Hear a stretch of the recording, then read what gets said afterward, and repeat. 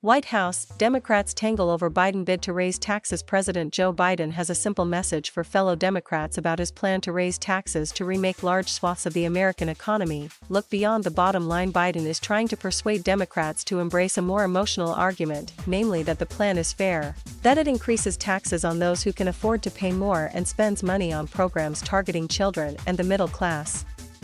The president has proposed more than $3 trillion worth of revenue increases, primarily through higher taxes for corporations and the country's richest households, as well as greater IRS enforcement that would target the wealthy. But key lawmakers voiced doubts this past week about the size and possible impacts on the economy as congressional committees considered the measures, and a wide array of business groups sifted through the details to highlight what they oppose. Interviews with 3 administration officials suggest the White House is comfortable with settling for a lower price tag as part of the negotiating process, so long as the end result produces a tax system that voters judge as fair. The officials, who were not authorized to publicly discuss ongoing negotiations and spoke on condition of anonymity, said Democrats are united on this front. If the playbook of appealing to voters sounds familiar, it was the same strategy used by Biden to cement a bipartisan infrastructure deal earlier this year. This is a common-sense thing that people agree with, said Kate Berner, White House Deputy Communications Director. They don't understand why companies can park profits overseas and pay no money in taxes. They don't understand why a hedge fund manager pays a lower tax rate than a pipefitter. It's something that people think of as fundamentally broken. But in a sign of uncertainty, the administration has also stayed publicly quiet about how low Biden is willing to go in slimming down the package. The administration also finds itself grappling with interest groups that the White House views as intentionally misrepresenting its tax plans in hopes of eroding support.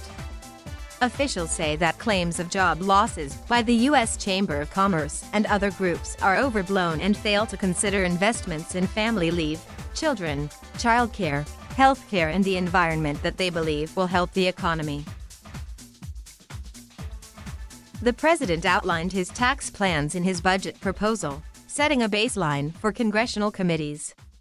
But some Democratic lawmakers, including West Virginia Senator Joe Manchin, have already objected to the amount of spending and the taxes being raised. Manchin early on raised concerns about Biden's proposal to increase the corporate income tax rate from 21% to 28%. If you're going to be a leader in the world and the superpower of the world, you better have a competitive tax rate, period, he said. While Manchin and Senator Kyrsten Sinema, Arizona, both voted for the budget blueprint that allowed Democrats to begin crafting the social programs package, they have made it clear they will not support the proposed top-line spending figure of $3.5 trillion over 10 years. Establishing an artificial $3.5 trillion spending number and then reverse engineering the partisan social priorities that should be funded isn't how you make good policy, Manchin wrote in the Wall Street Journal. On the House side, Democrats can afford to lose only 3 votes and still pass the spending bill if the GOP unanimously opposes it, as expected. There have already been early signals of unrest, with Representative Stephanie Murphy, DFLA, voting against 2 sections of her party's bill during a committee hearing this past week, and Representative Ron Kind, DWIS, joining her in voting no on one of those votes. I don't know how much we are spending, how much we're raising, how we're spending some of the money, and how we're raising any of the money, Murphy complained. Under Biden's initial proposal, changes to corporate taxes would raise roughly $2 trillion over a decade, with about 70% of that sum coming from putting the corporate rate at 28% and revising a global minimum tax on profits. An additional $755 billion would come from higher individual taxes on the wealthiest Americans, including an increase to the rate charged on profits from the sale of capital assets, such as stocks or real estate. Increased enforcement by the IRS would yield roughly $460 billion.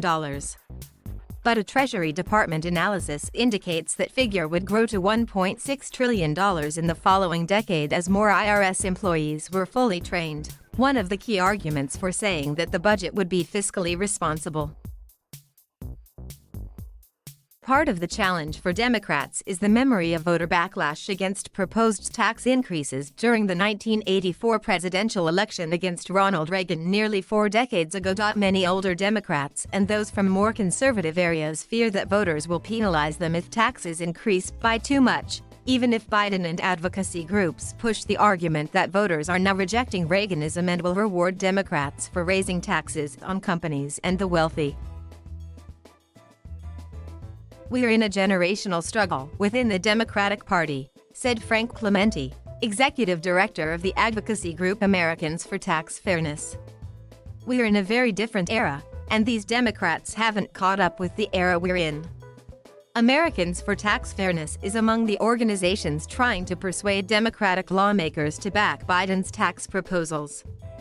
The groups have commissioned a national polls and 6 battleground state polls and mobilized 97 national groups and 620 state organizations to back the plans on the premise that they are popular. Even if business groups oppose parts of the plan, their objections can vary by industry.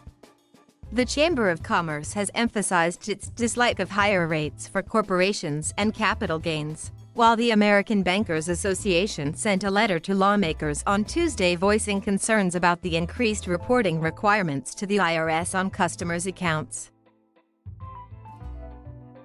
The Retail Industry Leaders Association, whose members include Target, Best Buy, and other major retailers, urged congressional leaders Thursday not to raise corporate tax rates, but to boost IRS enforcement and ensure that all companies pay at least a minimum tax before an increase in the corporate tax rate is considered.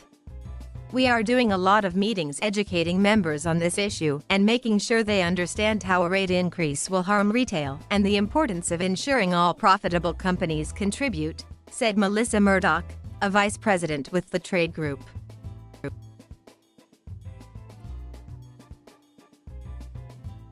Thank you for watching. Please subscribe.